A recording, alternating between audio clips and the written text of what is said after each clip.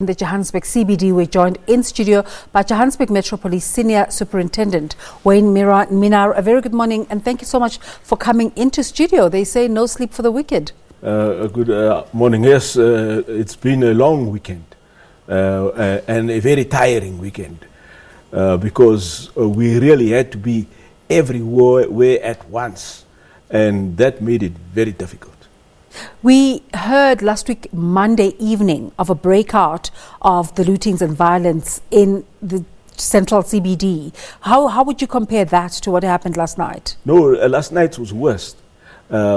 Jules Street, Malvern resembled a war zone with vehicles burning and tires burning on the side of the road and in the road, and looting of shops, breaking of the shops. And one person was killed in the CBD, was stabbed to death, and there was another body found in Denver with a gunshot wound. What's the latest on the second body? Is it related to these events that have been taking place? You see, in both of these deaths, it will have to be investigated to see if it is linked directly to the violence and the looting of yesterday.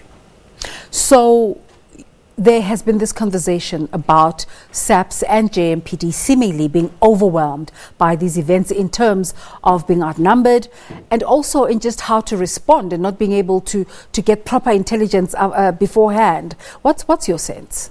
You see, the difficulty with this kind of situation, as it happened yesterday, it can happen at any time and anywhere. As it was happening yesterday, it was sporadic. As officers were going to one spot to control the situation.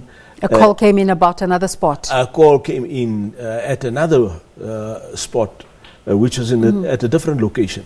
Then we had to get more resources to go to the other spot. And then when they were dealing with that one, another call came in for another spot. So really it was very hard. We worked very hard under the circumstances, and the officers worked long hours till the early hours. The chief of the JMPD, David Tembe, also had to be in the Nyala working hard throughout the night. How were you able to contain it? I think what helped was also the arrest of the 17 who were in the front. Okay. Those are the. So these are allegedly the leaders of the process. Yes, people who were inciting, people who were encouraging the violence and the looting, and I think that helped. And then also the increased visibility and bringing in of more manpower because we worked together with the SABC. So it was JMPD and SABC bringing in maximum amount of officers and increased visibility. From the law-abiding citizens who are wondering, how can they be assistance to JMPD and the police service? Are you even considering partnering with citizens? You see, it's very difficult to do that because, yes, we do rely on information from the community. There's no doubt. So the partnership. So that's a partnership on its own. Yes, the partnership with the citizens and the community is very important, because without their cooperation, we wouldn't have made the progress that we did, and we will not be able to do a good work in future. So working together with the community is a necessity, and we really rely on their information.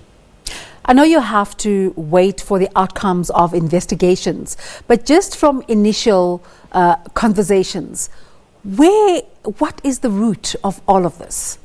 Yes, the root is definitely a combination of factors. And one of it is also criminal, because you'll see that where there is looting, there's actually theft of food items, electrical appliances. There was a man, 3 men caught with fridges, brand new fridges, which had been looted from a shop. But when the officers arrived, 2 ran away, and they left the 1 man with the 2 fridges. Yeah. So it's definitely also crime related. But this new phenomena of burning things, last week when we were reporting on Malvern, a whole entire car dealership. The cars were burnt in there. And you're saying that yesterday on the streets, there were sporadic incidences of cars burning and things burning. Yes. It's utter lawlessness. That seeing an entire car dealership going up in flames, that's quite something. It's horrific, just looking at it. So it was very sad that it had to happen.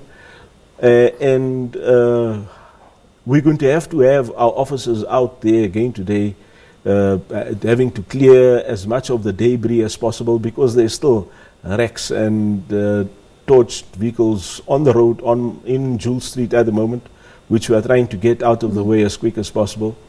And also of the rocks and the tire that was burnt, we have to get out of the way for vehicles to be able to move. I think it's very difficult for the shop owners and people with businesses there to deal with because we can't tell them that they must shut their business. Yeah. But if it's necessary, it's still not safe. They're going to have to close down as quick as possible to be able to assist us as law enforcement to deal with the situation. Our colleague Griselda Lewis this morning is in Randburg, where the South African Chamber of Commerce and Industry is having a stakeholder meeting, including with the South African Police Service, about businesses, the commercial interests and businesses that have been affected by all of this. What is the role of JMPD in this meeting?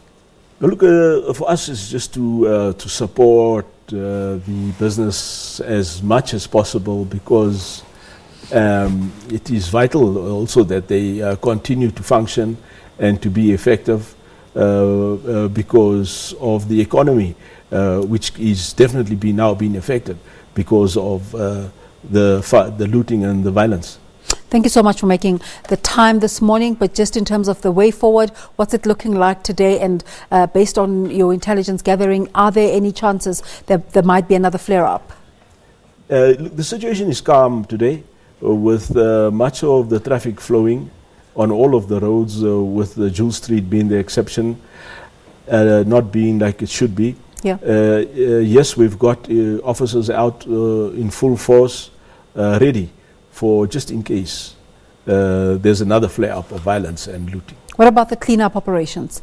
The clean-up is underway at the moment, working with all the other department and entities to try and clear it as quick as possible. Again, thank you so much for making the time this morning. We're in Minnaar. Now, former SABC board chair, Dr.